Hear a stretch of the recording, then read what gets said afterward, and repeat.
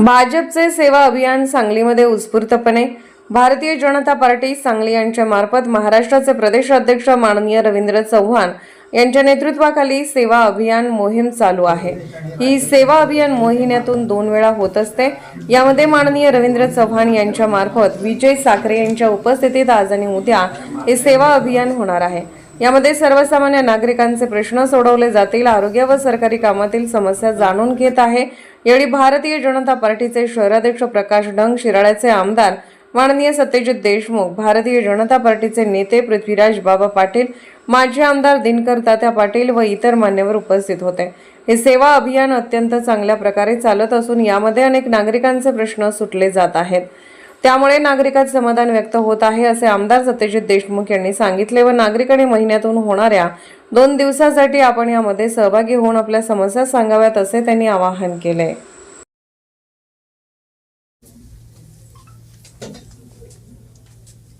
दुसरे कोण नाही का पाठपुरावा करणारा येणार आहे? मिस्टर आहेत त्यांचे कोणते असेल ना पुलगाव वगैरे कोणी नाही, मुलगा पुण्याला असतो। असं त्या हे कसं आहे, हा विषय ते पाठपुरावा होणार नाही। अमोल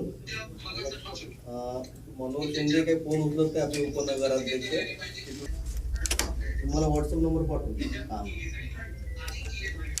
भारतीय जनता पक्षाचे प्रदेशाध्यक्ष आदरणीय रवींद्रजी चव्हाण साहेबांनी एक अत्यंत स्तुत्य अशा पद्धतीचा उपक्रम हाती घेतलेला आहे आणि त्या उपक्रमाचाच एक भाग म्हणून त्यांनी आपल्या जिल्ह्याचे एक अत्यंत कर्तव्य तत्पर अशा पद्धतीचे भारतीय जनता पक्षाचे पदाधिकारी आदरणीय पृथ्वीराज पाटील बाबा यांच्यावरती जबाबदारी दिली की बाबा जिल्ह्यातले असणारे अनेक असंघटित समाजातील जे विषय आहेत, संघटनांचे जे विषय आहेत, शिक्षकांचे विषय असतील, शिक्षकेतर कर्मचाऱ्यांचे विषय असतील, जिल्हा परिषदेच्या कर्मचाऱ्यांचे विषय असतील, आपल्या असणाऱ्या वयोवृद्ध माता भगिनींचे आणखीन वडीलधाऱ्यांचे विषय असतील, आणीबाणीच्या काळात सुद्धा काही आमच्या असणारे सहकारी आहेत की ज्यांच्या काही उणिवा आहेत, प्रशासनाकडनं काही रास्त अपेक्षा आहेत, शेतकऱ्यांचे काही प्रश्न असतील, तर हे सगळे प्रश्न एका व्यासपीठावरती या निमित्तानं संकलित करायचे।